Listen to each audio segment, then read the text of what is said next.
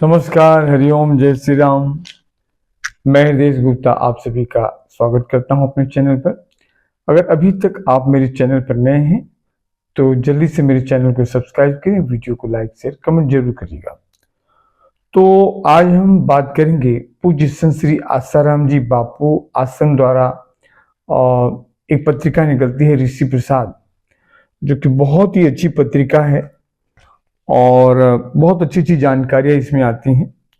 इसमें मौसम के हिसाब से कैसे रहना, क्या खाना क्या नहीं खाना, जिस मौसम में जो बीमारियां होती हैं उनके घरेलू इलाज, और भी बहुत सारी जो बड़ी बड़ी बीमारियां होती है, कैंसर है, टीबी है, बहुत सारी बीमारियां, मतलब शरीर में जितनी भी बीमारियां होती हैं उनका समय समय पर उनका और इसमें इलाज बताया जाता है और बहुत ही वो सफल होता है। दूसरी बात, हम अपने घरेलू जीवन में और कैसे सक्सेस हों, सफल हों। देखिए, कुल मिलाकर कहना यह है कि हर व्यक्ति चाहता है कि वह सुखी हो, सम्मानित हो, स्वस्थ रहे। तो ये सारी बात इस पत्रिका में आती है ऋषि प्रसाद, और ये हर महीने पत्रिका निकलती है और जिसकी वार्षिक सदस्यता है 75 रुपये, द्विवार्षिक 140 रुपये, पंचवार्षिक 340 रुपये, आजीवन 12 वर्ष 750 रुपये। तो बहुत ही अच्छी सस्ती पत्रिका है और इसे सभी को जरूर अपने घर पर मंगाना चाहिए। और क्योंकि आजकल का जो माहौल है, उस माहौल में हमारे परिवार, बच्चे खपते जा रहे हैं। सही शब्दों में जो बाहर का वातावरण है और जो अश्लीलता है, ऐसी बहुत सारी जो गंदगियां आज समाज में व्याप्त हो रही हैं, जिसके कारण इससे बच्चों पर, परिवारों पर बहुत गलत उसका दुष्परिणाम देखने में आ रहा है। तो उन सब से कैसे बचा जाए, तो इसमें सारी बहुत अच्छी अच्छी बातें आती हैं जिनको बच्चे, परिवार, चाहे वो स्त्री हो पुरुष हो, वो अपने जीवन में उतार कर और अपने जीवन को सही रास्ते पर ले जा सकते हैं और जो समाज में बुराई है उनसे बच सकते हैं। तो इसी श्रृंखला में पूज्य बापू जी ने इस बार का जो ऋषि प्रसाद है, इसमें बापू जी के विचारों को रखा गया है। तो बापू जी के विचारों को, तो इसमें पूरा वही होता है कि बापू जी के ही दिशा निर्देश पर ये सारी बातें इसमें आती हैं। तो इसमें का टॉपिक इसमें दिया गया है कि आप अपनी संस्कृति की रक्षा के लिए उद्यमी बनिए, पूज्य बापू जी कहते हैं। तो आइए सुनते हैं बापू जी क्या कह रहे हैं। हिंदू सहिष्णु है, उदार है, यह बात तो ठीक है, परंतु हिंदू मूर्ख नहीं है, कायर नहीं है।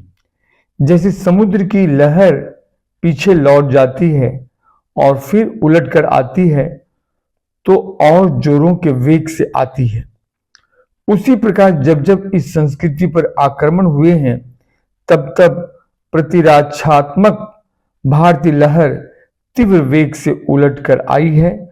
भारतीय संस्कृति कहती है, दुर्जनः सज्जनो भूयात्, सज्जनः शांति माप्नुयात्, शांतो मुच्यते बंधे भयो मुक्तश्चा नयान विमोचयेत्।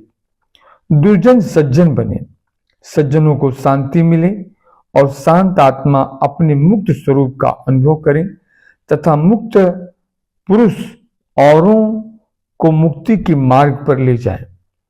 मनुष्य जीवन संघर्ष में नष्ट करने के लिए नहीं है और संघर्ष सहकर नष्ट होने के लिए भी नहीं है। जुल्म करना तो पाप है, लेकिन जुल्म सहना दुगना पाप है। तो आप सभी को उत्तम सलाह है कि आप अपनी संस्कृति की रक्षा के लिए उद्यमी बनिए। मनुष्य पाशवी, मानवीय और दैवी, इन तीन घटकों का मेल है। उसे पाशवी वासनाएं, पाशवी अहंकार कुछ भी करने को बाध्य कर देता है। मानवीय संवेदनाएं लगाम लगाकर व्यक्ति को ठीक रास्ते पर चलाती है।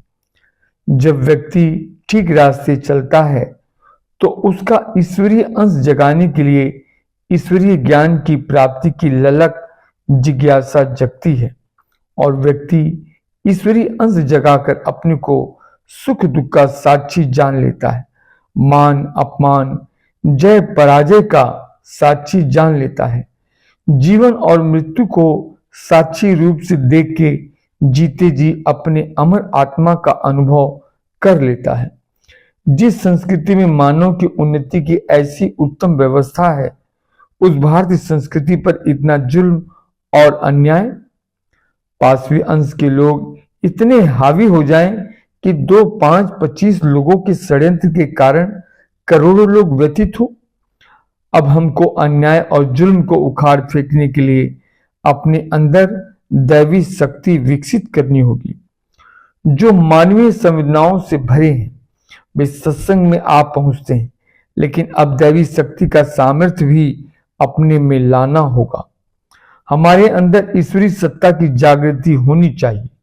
ओमकार का गुंजन ईश्वरीय सत्ता से आपका सीधा संबंध जोड़ देता है। आप ओम का जप करके अपना संकल्प वातावरण में छोड़ें कि हमारी संस्कृति की रक्षा करने हेतु हम सबका हौसला बुलंद हो और हमारे साथ और लोग भी चलें। हमारी संस्कृति की रक्षा करने वाले प्रहरियों का हौसला बुलंद हो और देश की संस्कृति के लिए जो आगे आते हैं वे सदा आगे रहें। भारतीय संस्कृति के जो प्रहरी हैं, देशवासियों की पीड़ा को जो जानते हैं, ऐसे लोगों को सहयोग देने का आप सभी संकल्प करें। तो देखा पूज्य संत श्री आसाराम जी बापू जी ने अपनी कितने उत्तम विचार भारत की तमाम जनता को दिया है, भारतवासियों को दिया है। तो ये बहुत बड़ा एक उपकार है। अगर ऐसे संत महापुरुष हम सभी को रास्ता दिखा रहे हैं, तो अगर उस रास्ते पर हम सभी चलते हैं तो भारत को विश्व गुरु बनने में समय नहीं लगेगा। तो आप सभी ध्यान रखें, जो बातें आज पूज्य संत श्री आसाराम जी बापू जी के द्वारा बताई गई, मैंने आप सभी को बताई है। आप सभी उस पर ध्यान दें और उसका लाभ लें और भारत को विश्व गुरु बनाने में अग्रसर हों और भारत फिर से विश्व गुरु बने और पूरे विश्व का मार्गदर्शन करें। हरि ओम।